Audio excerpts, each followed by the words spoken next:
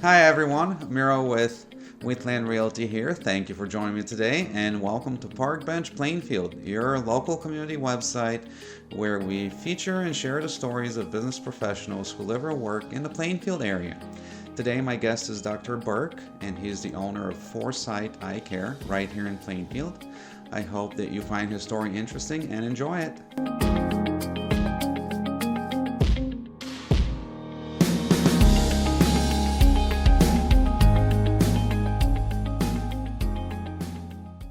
Hi, Mark. Thank you so much for joining me today and welcome to Park Bench Plainfield. How are you today? I'm doing well, Mira. How are you doing? I cannot complain. It's great to have you here and to have you with me. So, why don't we start? One thing that I always wonder about is how do people decide on their profession and what they do? So, what made you want to go into the business that you're in?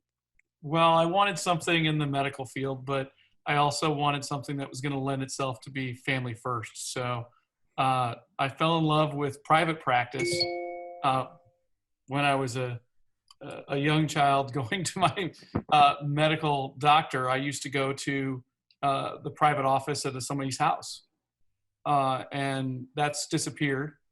And so when I was introduced to the idea of doing optometry and being in private practice, that's been my emphasis for the last decade and a half. So, you had your own practice for a decade and a half. What have been some of the challenges, notwithstanding the current situation, obviously? We all know what the challenges are with what's going on right now. Well, we've been open here, physical brick and mortar, for 4 years. Okay. And I've been in practice for just over a decade.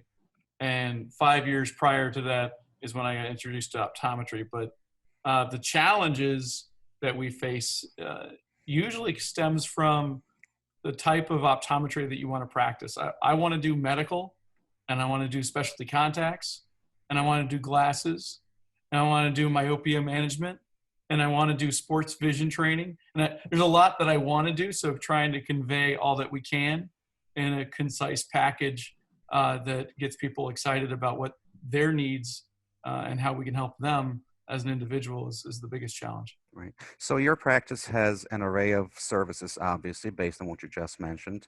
What would you say are some of the most popular ones? The popularity is always going to be our wellness vision. So coming in for a wellness vision exam to get glasses and contacts is always going to be the bread and butter of every optometric office. I think that's not going to change anytime soon.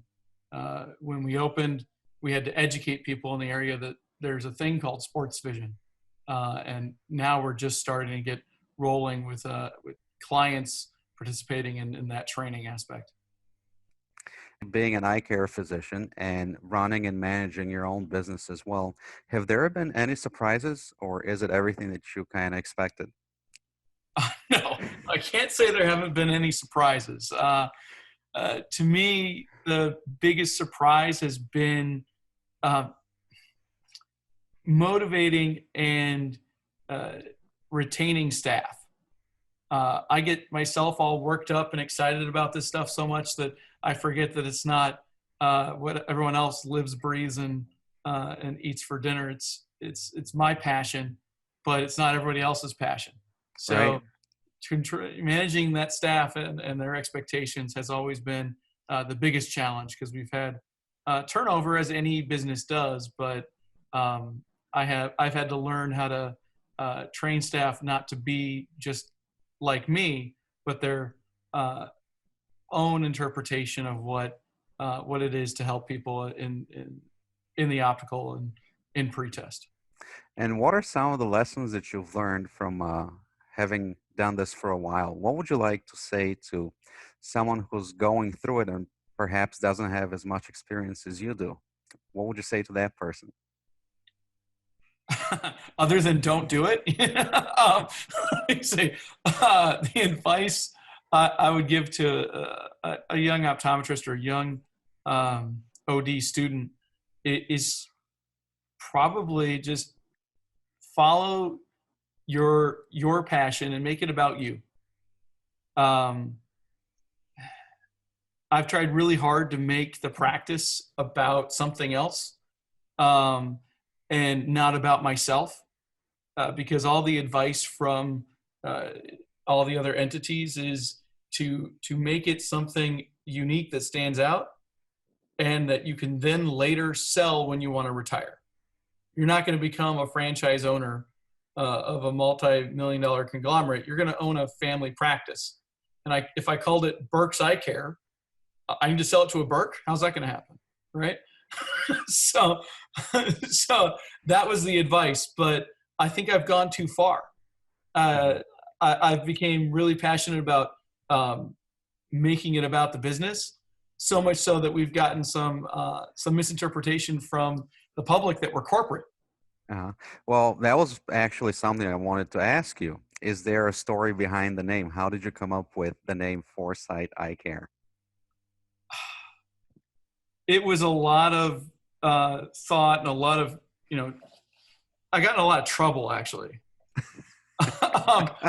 The main thought was that there are 4 parts in every eye exam.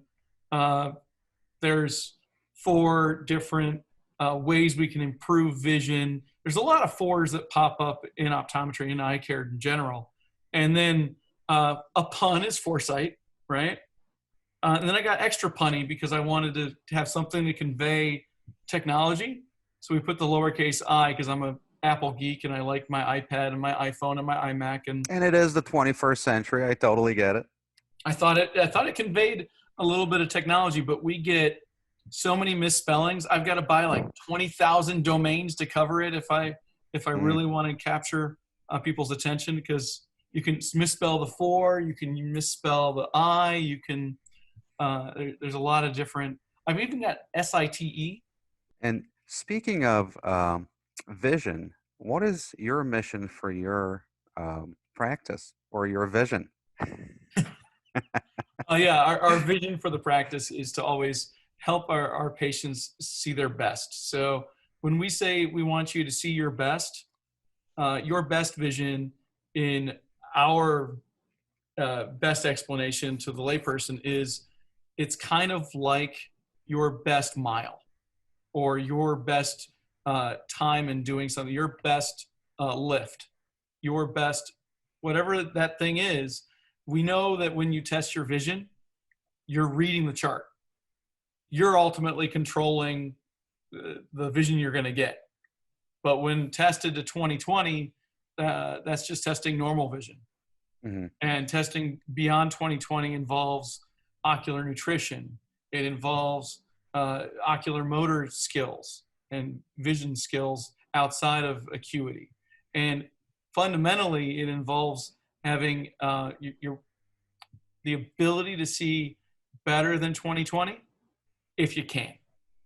Right. So I use the analogy a lot that if you were trying to figure out your maximum weight that you could bench press, and you said I'm weak, say it's 100, and I stop at 100, then I don't know what my max is. But if I put 20 more pounds on and I try and do 120, then I'll know. So if we show the patient 2015 and they can do it, then we've got to show them 2010. And if they can do 2010, then we've got to show them 20/8. We got to try and get the best vision that someone can achieve each time that they're tested, instead of ending at normal. Because if you just end at normal, what's the point? Right. And incremental growth and progress makes all the sense in the world. Absolutely. What do you enjoy most about what you do? What keeps you going? What motivates you? Things that keep me motivated. Gosh. Every once in a while, we do stumble across something. There was a patient last month, came in for a wellness vision exam, opted to do extra testing like the photo and the scan. I don't know if this will come out on your video, but it looks a little something like this and that. Yep, we can see it. Yep. And when we do those extra evaluations during wellness, we're able to evaluate the health better. And I gave a call a couple of weeks ago to check the status. This person was confirmed to have had a brain tumor and discovered in the office that it was indeed affecting the back of the eye. And that back of the eye notice is what their primary care needed to prompt the MRI to get the brain surgery. So every great once in a while, it's a big impact. So those are the types of things that we live for. Mark, before we wrap things up, during normal hours of operation, it makes sense that people can stop by, they can visit you, they can check you out and see what you're all about. But during this period of lockdown and the coronavirus, what can people do, or what services can you provide to people? Well, I'm glad you asked that, Miro. Every small business is looking to try and assist people with things that they can do outside the norm.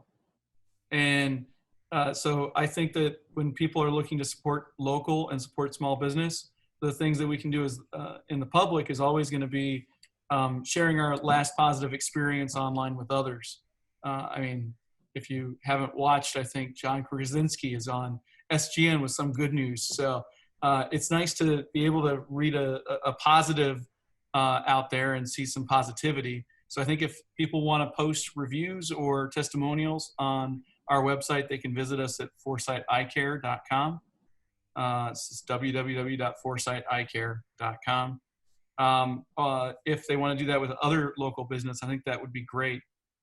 Gift certificates is another great way to support any of the businesses locally. That a lot of restaurants are doing that. We're doing that as well. Our gift certificates are $140 value, sold at $100. So obviously they're to use for a later purchase, but we're making it valid for the year of vision for all of 2020. And if they spend the $100 now, they can get $140 off of the purchase of eyewear later. That purchase and pickup curbside is another prominent feature during COVID-19. And obviously people are familiar with how to do that at restaurants. At your iCare location in Plainfield, we're doing curbside pickup of glasses and contact lens sales. So right now, all contact lens sales of any quantity are free shipping to their home. But if they have to be brought here, or you're picking up a sample set of contacts to last till your exam in May, then they can pull up and we'll dispense the glasses or contacts to them out in the parking lot. It's great fun. And lastly, we're getting creative, right? Some businesses are getting so creative, they're going into other industries. We're trying to do some creative things here in the office, like creating glasses that block the blue violet light. So we've got packages that are just regular lenses at $99 with the blue blocking technology and a non-glare. Because my wife has termed the phrase, I think this is going to take off like wildfire. Mm-hmm. She feels like a zombie. She's just zoomed out from all the Zoom meetings she's had all day. So I think with all the e-learning and online time people are spending, it's a new problem. We're not used to being on, well, not all of us are used to being online quite that much. And having something to block that, I think will make it a lot better. We're also extending warranties and making it so that people can get replacements if they've broken their glasses. Right. You know, I could not agree with you more with all the things that you just said, right? If you have to shop local first, right? Whatever service or product you need, if you can find it within our Plainfield community, support those small local businesses. Safety and health is obviously number one concern right now, right? And we have to change and adapt. I love the zombie reference, and perhaps it is fate that we're on Zoom right now. So once again, Mark, thank you so much for joining me today and really giving us a chance to get to know you a little bit better and for sharing your story with us. Thanks, Miro. My pleasure. If you would like more information on 4Sight iCare, all you have to do is scroll down to the bottom of this page and you'll see all the different ways that you can reach out. And for those of you who would like to get a chance to share your story on this website, please visit www.parkbench.com/Plainfield and click on the request interview link and we'll take care of the rest. Thanks for joining us, everyone. Stay safe and healthy.